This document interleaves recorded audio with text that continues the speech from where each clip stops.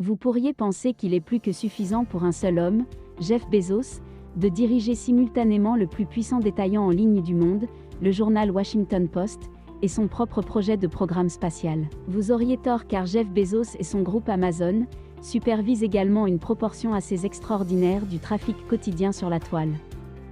Des noms connus comme Netflix, Zoom, Disney et la BBC dépendent tous fortement d'une infrastructure technique directement créée et contrôlée par l'homme le plus riche du monde, et la plupart d'entre nous ignorent totalement comment et pourquoi cela se produit. Alors aujourd'hui nous allons examiner comment et dans quelle mesure Jeff Bezos contrôle secrètement l'Internet. Appelé Amazon Web Services ou AWS, a d'abord été créé comme un département au sein d'Amazon chargé par Jeff Bezos de construire l'infrastructure technologique interne la plus légère et la plus performante que le monde n'ait jamais vue. Rien de moins n'aurait fait l'affaire afin d'aider Bezos à réaliser ses ambitions stratosphériques pour l'entreprise. Alors l'année suivante, en 2003, les ingénieurs d'AWS Chris Pinkham et Benjamin Black ont proposé que leur nouvelle invention de serveur en tant que service puisse non seulement rendre leur entreprise agile et omnipotente comme elle l'est aujourd'hui, mais aussi être vendue en tant que service à des entreprises tierces, créant ainsi de modestes revenus supplémentaires pour Amazon.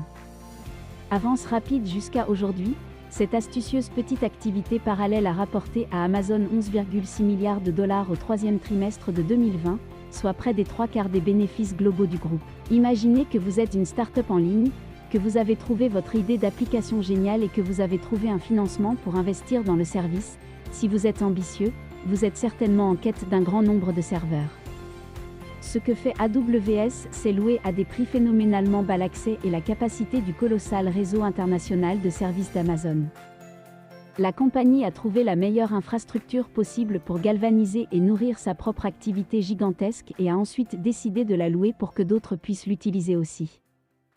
Il a été dit de manière quelque peu fantaisiste que lorsque vous téléchargez vos données sur le cloud, elles n'y sont pas du tout. Elles sont juste sur l'ordinateur de quelqu'un d'autre. Eh bien, dans la mesure où c'est vrai, le plus souvent la personne dont l'ordinateur contient vos données est Jeff Bezos. Selon certaines estimations, Amazon contrôle un peu plus de la moitié du secteur de l'informatique en cloud. Que vous ayez un abonnement Netflix ou que vous appelez un Uber, que vous rembobinez les nouvelles sur la BBC, réservez un Airbnb ou que vous appelez votre meilleur ami par Zoom, ces données passent probablement par des serveurs contrôlés par Amazon. Alors pourquoi les grandes entreprises, qui peuvent vraisemblablement se permettre d'avoir leur propre infrastructure de serveurs utilisent-elles AWS? L'évolutivité est un facteur énorme. Si Netflix lance une nouvelle série et anticipe des niveaux élevés d'audience, elle peut temporairement mettre à niveau sa capacité de serveur sur AWS essentiellement en appuyant sur un bouton, puis plus tard lorsque le trafic se stabilise, ils peuvent réduire leur consommation de services AWS d'une manière qui serait tout simplement impossible s'ils devaient payer son propre matériel.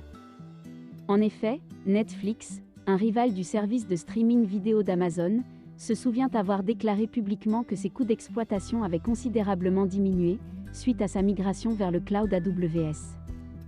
La puissance d'Amazon n'est pas simplement limitée à vous aider à regarder La Casa del Papel. C'est votre queue qui vous dit ça.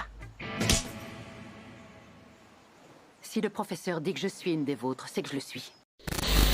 Rien qu'en 2013, il a été révélé qu'Amazon Web Services avait obtenu un contrat de 600 millions de dollars avec la CIA et en 2019 il a annoncé que la marine américaine commencerait à migrer les données militaires adjacentes sur le cloud d'Amazon.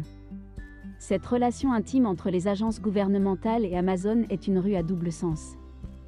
D'ailleurs Anne Rung, haut fonctionnaire de l'administration Obama, est allée travailler pour Amazon immédiatement après l'expiration de son contrat avec le gouvernement américain. Et au cas où vous penseriez que tout cela n'est que du charabia, AWS est véritablement en train de changer physiquement le monde et de contrôler l'Internet. Pour commencer, AWS a été occupé à poser ses propres câbles sous-marins, le plus impressionnant d'entre eux étant un énorme mastodonte de 14 000 km allant de Sydney en Australie à l'Oregon dans l'ouest des États-Unis via la Nouvelle-Zélande avec des arrêts supplémentaires aux Samoa américaines et à Hawaï.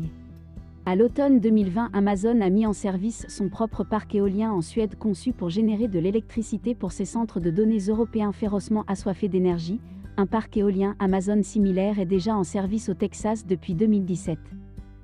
Amazon a l'intention de fonctionner avec 100% d'énergie renouvelable d'ici 2025. Les centres de données d'AWS fournissent actuellement de l'énergie à des foyers et de manière étonnante. Dans le nouveau centre de données de Tallaght, au sud de Dublin, AWS recycle la chaleur brûlante de ses serveurs en chauffage et en eau chaude à faible coût et à faible émission de carbone. Ce qui nous amène à la vraie question du billion de dollars. Si Jeff Bezos dirige vraiment au moins la moitié de l'Internet, est-ce une bonne ou une mauvaise chose? Amazon Web Services a été accusé d'être un monopole, ce n'est pas tout à fait le cas. Certaines grandes entreprises, pour être sûres, mettent un point d'honneur à éviter AWS. Walmart en particulier fait remarquer que quelles que soient les économies de coûts qu'il manque, il serait insensé de stocker des secrets vitaux de l'entreprise sur le disque dur d'un ennemi mortel et Amazon Web Services est parfois connu pour faire comme Kim Kardashian et briser l'Internet. La veille de Noël 2012 par exemple, une panne catastrophique du serveur AWS a provoqué une panne de Netflix, ce qui a sans doute perturbé de nombreuses sessions festives de Netflix & Chill. Plus sérieusement, en 2017 une panne de 4 heures causée par une simple erreur de frappe dans un centre de données a réduit de 160 millions de dollars la valeur des entreprises américaines de services financiers.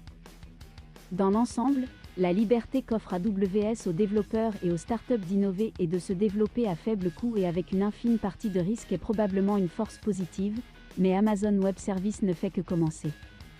Le prochain programme de satellite Kuiper de la société a l'intention de mettre 3236 satellites en orbite et de fournir l'Internet à haut débit à des endroits actuellement inaccessibles. Il améliorera la connectivité pour des milliards de personnes tout en renforçant la domination d'AWS sur le secteur. Donc, pour de bon ou pour de vrai, la mainmise de Jeff Bezos sur toutes nos vies en ligne semble devoir s'intensifier à l'avenir. Au moins là, nous pourrons regarder le foot en HD. C'était Mélanie pour LN Techno, merci d'avoir regardé la vidéo, n'hésitez pas à liker, commenter et partager si vous avez apprécié son contenu, cela nous aide et nous encourage à continuer. À la prochaine.